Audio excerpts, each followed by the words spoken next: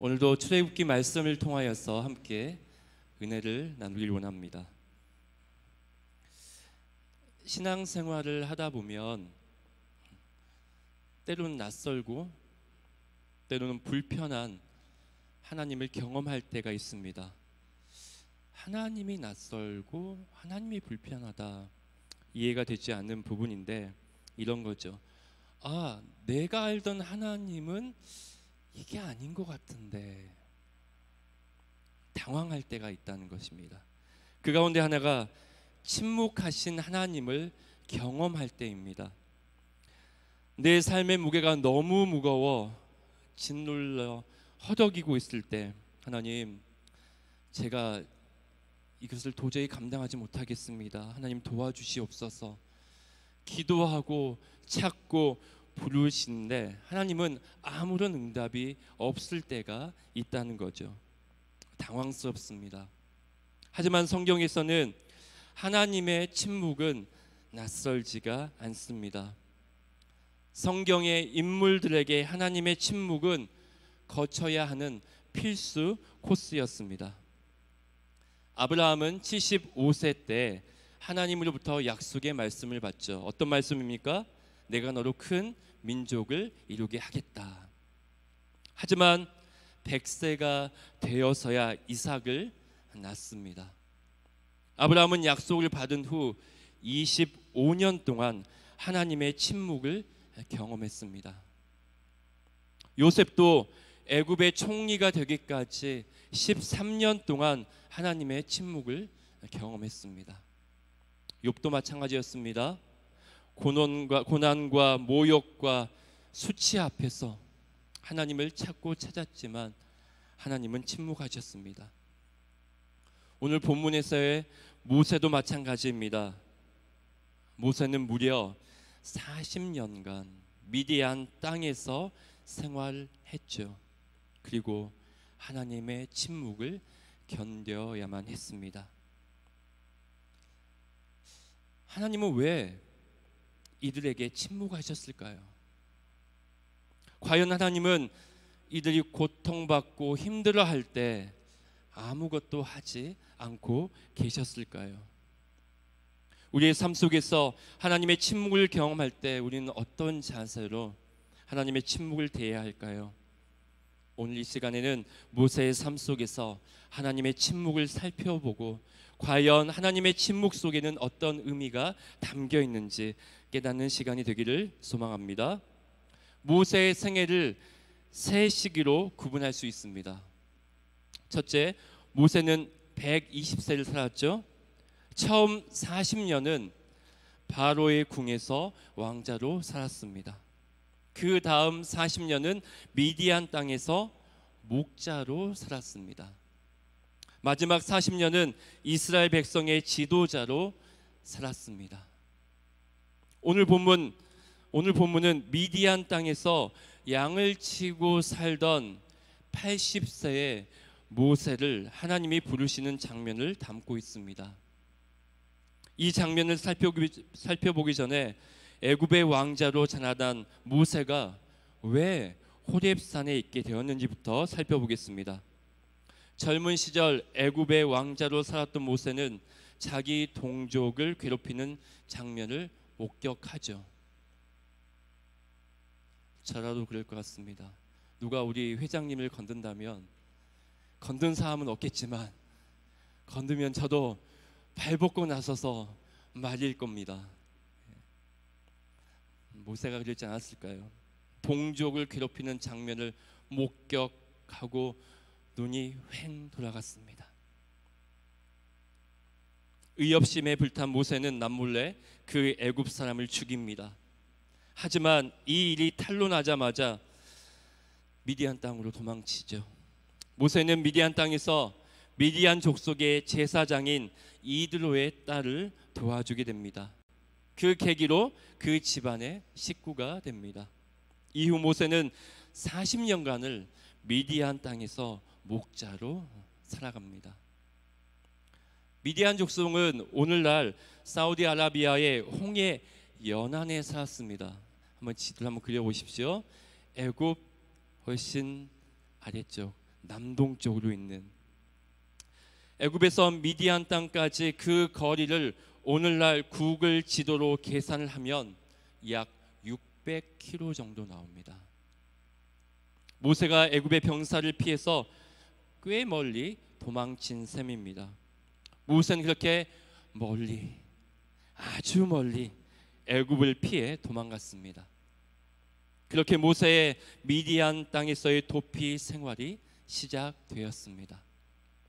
모세의 40년간의 미디안에서의 생활을 상상해 봅니다. 어떤 생각이 들었을까요? 내 인생은 여기서 끝난 게 아닌가. 나는 이제 애굽으로 돌아갈 수가 없을까. 우리 조상의 하나님, 아브라함의 하나님, 이삭의 하나님, 야곱의 하나님은 과연 있기나 하는 것일까? 어떤 분들은 모세가 미디안 땅에서 잘 지냈을 것이라 얘기합니다. 물론 시간이 점점 지나자 자신이 저지른 일들이 희미해져서 마음이 조금씩 좋아졌을 수도 있을 것입니다. 하지만 만약 우리가 모세였다고 생각한다면 답이 나올 것입니다. 성경에 나오는 인물들은 분명한 위대한 인물들입니다. 하지만 우리와 성정이 다르지 않는 우리와 같은 사람이라는 거죠. 모세의 마음을 짐작해 봅니다. 사람을 죽인 후회함이 밀려오지 않았을까요? 내가 좀 참을걸. 내가 조금만 참을걸. 두려움 때문에 얼마간은 잠을 이루지 못했을 것입니다. 자꾸 자신이 죽인 그 사람의 얼굴이 아른거리지 않았을까요? 사람을 죽여 감옥에 들어가진 않았지만 40년간을 미디안 땅에서 감옥 생활을 하고 있다고 생각하지 않았을까요? 그리고 하나님을 원망하지 않았을까요? 한 해, 두 해, 10년, 20년, 30년이 지나도 자신은 여전히 미디안 땅에서 양을 치고 있습니다. 받아들이기 쉽지 않았을 것입니다. 왜냐하면 나는 히브리 민족이긴 할지라도 어떤 사람이었습니까? 무려 40년간 왕궁 생활을 했던 사람이었습니다. 나는 그런 사람인데 내가 왜 여기에? 그리고 우리 조상의 하나님께서 자신의 삶에 침묵하고 있다는 그 사실 하나 자체로 너무나 모세를 힘들게 만들었을 것입니다. 하지만 하나님은 결코 침묵하지 않으신 분이십니다. 성경은 하나님은 결코 침묵하지 않다고 말씀합니다. 세월이 많이 흘러 애굽 왕이 죽었습니다. 이스라엘 자손은 여전히 고된 일 때문에 탄식하고 부르짖습니다. 하나님은 그 부르짖는 소리를 결코 무시하지 않았습니다. 출애굽기 2장 24절 25절 말씀입니다. 하나님이 그들의 고통을 어떻게 했다고요? 들으시고 하나님이 아브라함과 이삭과 야곱에게 세운 그의 언약을 기억하사 하나님이 이스라엘 자손을 돌보셨고 하나님이 그들을 기억하셨더라. 우리 하나님은 사랑하는 백성들의 탄식 소리에 침묵하지 않으셨습니다. 성경은 분명하게 말씀합니다. 하나님은 들으셨다고 말씀합니다. 하나님은 언약을 기억하셨다라고 말씀합니다. 하나님은 이스라엘 자손들을 돌보셨다고 말씀하고 있습니다. 이스라엘 백성만 기억하셨을까요? 하나님 모세 역시 분명 기억하셨을 것이라 믿습니다. 때로는 악한 세상 가운데 하나님이 아무것도 하지 않은 것처럼 느껴질 때가 있습니다. 과연 하나님이 계시는가? 우리 눈에 보이지 않으니까 하나님도 아무것도 안 하는 것처럼 보일 수 있습니다. 하지만 하나님은 눈에 보이지 않지만 하나님의 방법으로 역사를 주관해 가시는 줄 믿습니다. 하나님은 때때로 천천히, 하나님은 때때로 빠르고 정확하게 역사의 맷돌을 계속해서 돌리시는 줄 믿습니다. 모세의 삶 속에서 하나님의 침묵을 바라봅니다. 침묵하신 이유와 뜻은 알지 못하지만 하나님은 침묵을 통해서 확인하고 싶은 것이 있었습니다. 하나님은 침묵을 통해서 모세가 배우기를 원했습니다. 모세를 보며 우리의 삶을 바라봅니다. 우리는 하나님의 침묵 앞에서 불안해합니다. 하나님을 찾고 구하는데 아무런 응답이 없고 침묵 가운데 있을 그때를 지나며 점점 불안해하는 거죠. 하나님이 더 이상 우리의 삶에 간섭하지 않는다고 느끼기 때문에 불안합니다. 눈앞에 아무것도 보이지 않기에 불안합니다. 앞이 깜깜합니다. 그래서 사람들은 불안을 해소할 수 있는 방법을 취합니다. 어떻게 합니까? 사람들을 만나고 다니죠. 다른 사람들과 만나 우리의 감정과 생각을 나누다 보면 잠시 그 불안이 해소가 되는 경험을 하게 됩니다. 꾸준한 운동, 적절한 식사, 그리고 충분한 수면을 취합니다. 잠시 불안이 해소됩니다. 하지만 불안은 없어지지 않습니다. 잠시 사라진 듯 보이나 어느새 내면 깊은 곳에서 불안이 또 밀려 올라오기 시작합니다. 그래서 사람들은 좀 더 자극적인 방법으로 불안을 잠재우려고 합니다. 그러다가 나쁜 습관에 빠지죠. 당분이 많이 들어있는 음식을 먹습니다. 카페인이 많은 음료를 계속 입에 달고 삽니다. 정신을 잃을 정도로 술을 먹기 시작합니다. 흡연을 합니다. 심지어 마약에도 손을 댑니다. 이것들 또한 일시적으로 불안과 스트레스를 줄여줄 뿐입니다. 이 방법들은 오히려 우리의 몸과 마음을 더 망가뜨립니다. 또 어떤 사람들은 하나님의 침묵 앞에서 내가 기다리니 내가 뭔가 행동을 취해야 된다고 생각을 합니다. 그래, 내 인생은 내가 쟁취할 거야. 야심차게 다시 계획을 세우고 추진합니다.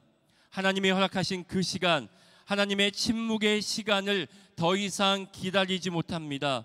그래서 어떤 사람들은 아브라함과 같은 선택을 하기도 하죠. 창세기 12장에서 하나님은 아브라함에게 자손을 주겠다고 약속하셨습니다. 그러나 오랜 시간이 지나도 약속이 이루어지지 않자 조급해진 아브라함은 여종 하갈과 동침합니다. 결국 아들 이스마엘을 낳습니다. 하나님의 약속을 믿는다고 입술로는 고백했으나 하나님을 신뢰하지 못했습니다. 하나님의 침묵을 기다리지 못했습니다. 결국 아브라함은 인간적인 방법을 통해서, 아니 자신의 힘으로 하나님의 역사를 거슬리는 어리석음을 범하고 말았습니다. 우리 또한 마찬가지입니다. 하나님의 침묵 앞에서 어떻게 해서든지 내 방법, 내 의지를 밀어붙일 때가 많이 있습니다. 아브라함처럼 이스마엘을 탄생시킨 우범을 저지르며 살 때가 많습니다. 우리의 연약함입니다. 우리 안에 죄성 때문입니다. 우리의 무지입니다. 하나님을 잘 알지 못하기 때문에 나온 결과입니다. 사도행전 7장 30절 말씀을 우리 한번 찾아볼까요? 사도행전 7장 30절 말씀입니다.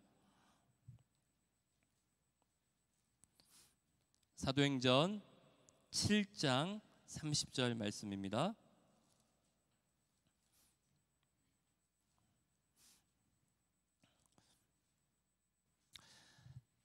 자, 다 찾으셨으면 우리 한 목소리로 읽어볼까요? 시작. 40년이 참에 천사가 시내산 광야 가시나무 떨기 불꽃 가운데서 그에게 보이거늘. 다시 한번 시작. 40년이 참에 천사가 시내산 광야 가시나무 떨기 불꽃 가운데서 그에게 보이거늘. 아멘.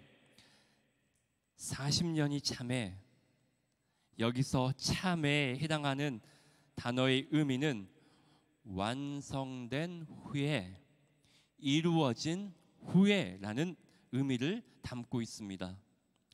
스데반은 모세의 미디안 생활이 40년 동안으로 끝마쳐진 것을 완성된 후에라고 설명을 합니다. 모세의 40년의 광야 생활이 하나님의 작정과 계획에 의해 된 것이라는 사실을 말씀하는 거죠. 하나님은 애굽 궁전에서의 40년도 하나님이 계획하신 것처럼 미디안 땅에서의 40년도 의도와 목적을 가지고 이끄셨던 것입니다. 애굽 궁전에서의 40년은 선진 학문과 문물에 대한 지식을 익히는 훈련의 시간이었다면 미디안에서의 40년의 시간은 영적 측면에서의 훈련 기간으로 삼으셨던 거죠. 미디안에서 40년은 겉으로 보기에 하나님이 침묵한 것처럼 보였습니다. 하지만 하나님은 결코 침묵하지 않으시고 모세가 이스라엘을 이끌 지도자로 완성되기까지 기다리셨던 것입니다. 하나님의 침묵은 우리의 믿음을 가장 혹독하게 시험합니다. 하지만 하나님께서는 그러한 침묵의 시간, 그 침묵의 순간에도 우리를 위해 일하시는 줄 믿습니다.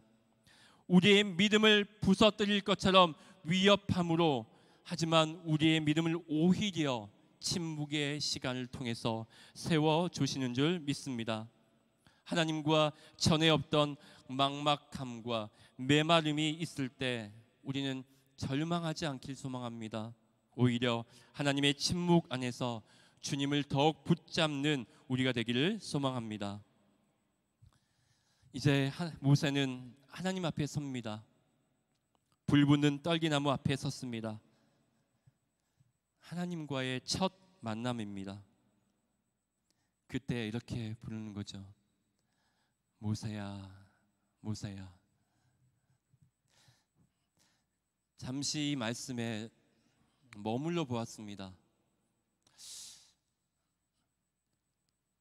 하나님 앞에 섰는데 저의 이름을 불러주는 상시가 한번 속으로 한번 불러보십시오. 하나님이 여러분을 한번 불러봤다 생각해 보시고 누구야 생각만 해도 너무나 좋을 것 같습니다. 근데 보면 모세의 이름을 2번 불렀습니다. 이름을 2번 부른다는 것은 상황이 긴박하다는 것을 의미합니다. 마치 아브라함이 이삭을 제물로 바치기 위해 칼을 치켜 들었을 때가 생각이 납니다. 하나님은 아브라함을 2번 불렀습니다. 칼을 치켜 들어 올렸을 때 아브라함아, 아브라함아. 긴박한 상황입니다. 하나님이 모세를 긴박하게 2번 부르신 것은 모세가 하나님이 임하신 거룩한 장소를 아무것도 모르고 침범해서입니다. 출애굽기 19장 12절에서 13절, 21절에서 24절 말씀에 보면 이스라엘이 하나님의 거룩한 영역을 침범할 경우 죽임을 당하게 될 것을 여러 번 경고하고 있습니다. 하나님께서 말씀하십니다. 이리로 가까이 오지 말라. 내가 선 곳은 거룩한 땅이니 내 발에서 신을 벗으라. 하나님 모세에게 신을 벗으라 말씀하십니다. 고대 근동에서 신발을 벗고 성스러운 장소로 들어가는 것은 불경한 일로 여겨졌습니다. 일례로 애굽에서는 왕 앞에 나아갈 때 신발을 벗었습니다. 모세가 신발을 벗으라는 명령을 받은 것은 바로 이런 이유 때문일 것입니다. 모세야, 모세야, 신을 벗으라. 하나님은 떨기나무 불꽃 가운데서 고통 가운데 있는 이스라엘을 자유케 하려고 모세를 부르셨습니다. 모세뿐이겠습니까? 하나님은 우리 또한 부르십니다.